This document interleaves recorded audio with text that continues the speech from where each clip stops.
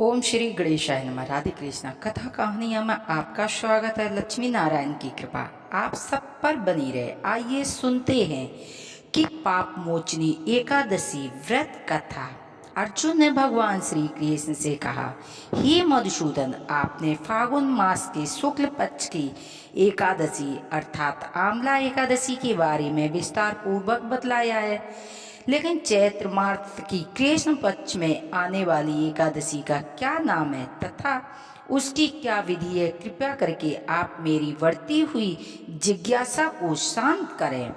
भगवान श्री कृष्ण ने कहा, हे अर्जुन, चैत्र मास के कृष्ण पक्ष की एकादशी को पाप मोचनी एकादशी के नाम से जाना जाता है। एक बार की बात है कि पृथ्वीपति राजा मंदाता ने लोमस ऋषि से यही प्रश्न किया था जो तुमने मुझसे किया है। अंत जो कुछ भी हो, ऋषि लोमस ने राजा मंदाता को बतलाया था, वही मैं तुमसे कह रहा हूँ। राजा मंदाता ने धर्म के गुणपत रहस्यों की ज्ञाता महर्षि रोमस से पूछा, हे ऋषि श्रेष्ठ, मुनि के पाप मोचन किस प्रकार संभव है? कृपया कर ऐसा कोई सरल उपाय बताएं जिससे सभी सहज ही पापों से मुक्त हो जाए। महर्षि लोमस ने कहा, चैत्र मास के कृष्ण पक्ष की एकादशी का नाम पाप मोचनी एकादशी है। इसके व्रत के प्रभाव से मनुष्य के अनेक पाप नष्ट हो जाते हैं। मैं तुम्हें इस व्रत की कथा सुनाता हूँ, ध्यान पूर्वक श्रवण करें। प्राचीन समय में चैत्र रथ नामक एक वन था। उसमें अप्सराएं किन्नरों के साथ विहार करती रहती थीं।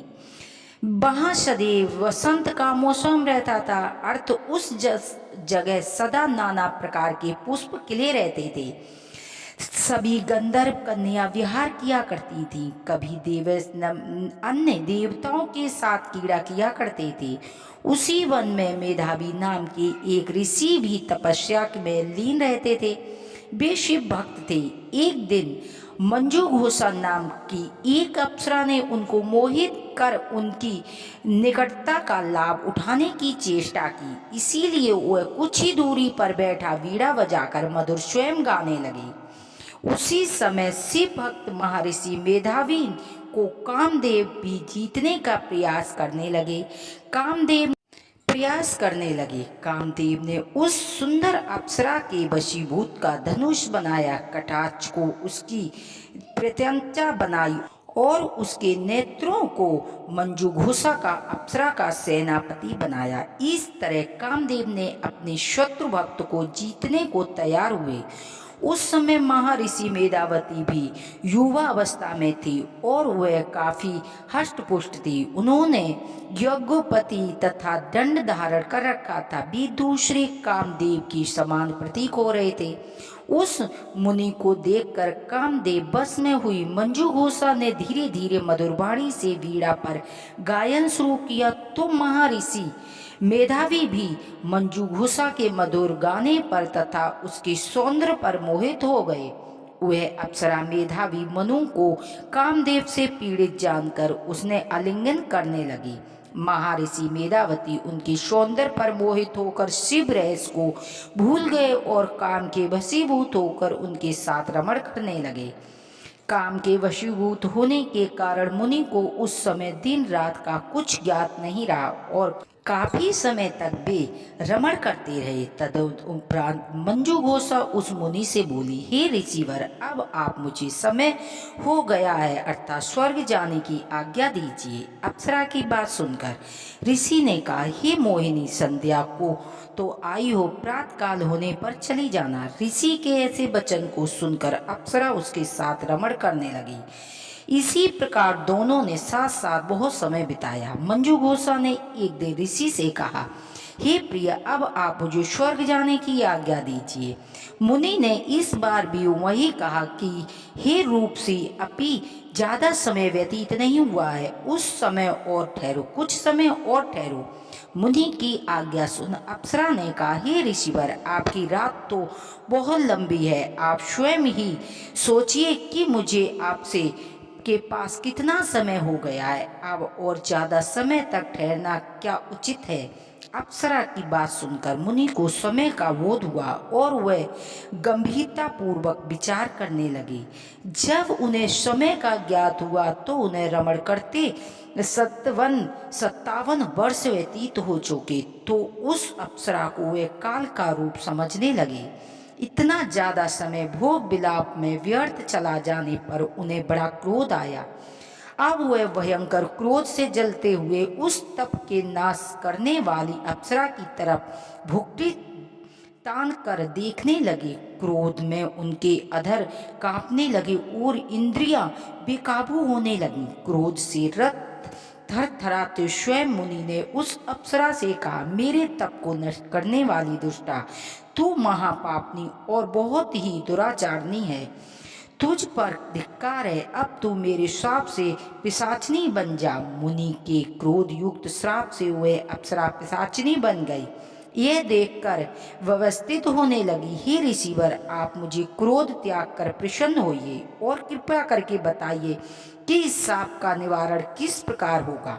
विद्वानों ने कहा है, साधुओं की संगत अच्छा फल देने वाली होती है और आपके साथ तो मेरे बहुत वर्ष व्यतीत हुए हैं। अब अंत आप मुझ पर प्रसन्न हो जाइए, अन्यथा लोग कहेंगे कि एक पुण्य आत्मा के साथ रहने पर मंजू घोषा भी पिशाचनी बनना पड़ा।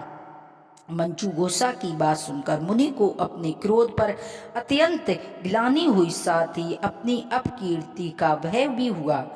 अंत पिशाचनी बनी मंजू घोषा ने मुनि से कहा, तूने मेरा बड़ा बुरा किया है, किंतु फिर भी मैं तुझे इस श्राप से मुक्ति का उपाय बताऊंगा। चैत्र मास के कृष्ण पक्ष की एकादशी का इसका नाम है पाप मोचनी एकादशी।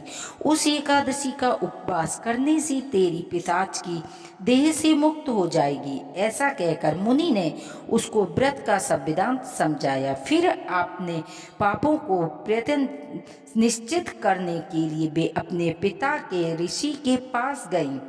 च्यवन ऋषि ने अपने पुत्र मेधावी को देखकर कहा, हे पुत्र, ऐसा क्या हुआ कि तूने तेरे सभी तप नष्ट हो गए, जिससे तेरा समस्त तेज मलिन हो गया। मेधावी मुनि ने लज्जा से अपना सिर झुकाकर कहा, पिता ऋषि, मैंने एक अप्सरा के साथ रमण करते हुए बहुत बड़ा पाप किया है। इसी पाप के कारण संबत मेरा सारा तेज और मेरा तप नष्ट हो गया है। कृपया करके आप मुझे पाप से छूटने का उपाय बताइए। ऋषि ने कहा, हे पुत्र, तुम चैत्र मास के कृष्ण पक्ष की पाप मोचनी एकादशी का विधि से व्रत श्रद्धा पूर्वक उपवास करो, इससे तुम्हारे सभी पाप नष्ट हो जाएंगे। अपने पिता च्यवन ऋषि के वचनों को सुनकर मेधावती मुनि ने पाप मोचनी एकादशी का विधि पूर्वक व्रत किया। उसके प्रभाव से उसके सभी पाप नष्ट हो गए। मंजू घोषा अप्सरा भी पाप मोचनी एकादशी का उपवास करने लगी। पिशाचनी से देह छूट कर और पुण्य अपना सुंदर रूप धारण कर स्वर्ग लोक चली गई। लोमा ऋषि ने कहा, हे राजन, इस पाप मोचनी एकादशी के प्रभाव से समस्त पाप नष्ट हो जाते हैं। इस एकादशी के कथा के श्रवण व पाठन से 1000 गोदान करने का फल प्राप्त होता है। इस उपासक के करने से ब्रह्म हत्या करने वाले, स्वर्ग रोग मधुपान करने वाले, अज्ञान गमन करने वाले यदि भयंकर पाप भी नष्ट हो जाते और अंत में वे स्वर्ग लोक की उन्हें प्राप्ति होती है। सुनते हैं आरती। आरती के बिना कथा अधूरी मानी जाती है।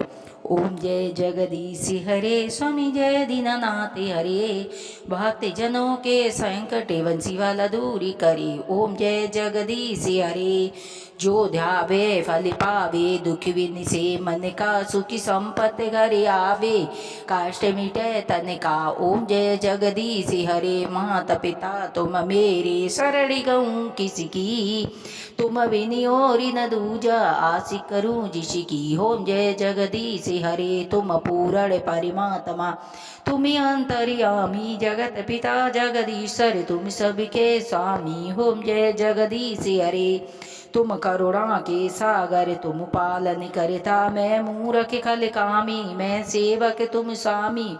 कृपा करो भरिता होम जय जगदीश हरे तुम हो एक अगोचरे सबके प्राणपति किश विधि बिलूं दया मैं तुम हो मैं कुमिति होम जय जगदीश हरे दीन बांध दुखी हरिता ठाकुर तुम मेरे अपने हाथ उठाओ द्वार पड़ा तेरे होम जय जगदीश हरे विषय विकार मिटाओ पापे हरो देवा श्रद्धा भक्ति बढ़ाओ संतन की सेवा होम जय जगदीश हरे तन मन धन सब कुछ है तेरा तेरा तुझको अर्पण क्या लागे मेरा ओम जय जगदीश हरे श्री श्याम सुंदर जी की आरती जो कोई नर गावे स्वामी प्रेम सहित गावे कहत शिवानंद स्वामी भजते हरि हरि स्वामी वांछित फल पावे ओम जय जगदीश हरे बोलो श्री लक्ष्मी नारायण भगवान की जय। वह कथा सुनने वाले पर कथा पढ़ने वाले पर लक्ष्मी नारायण की कृपा प्राप्त होती है।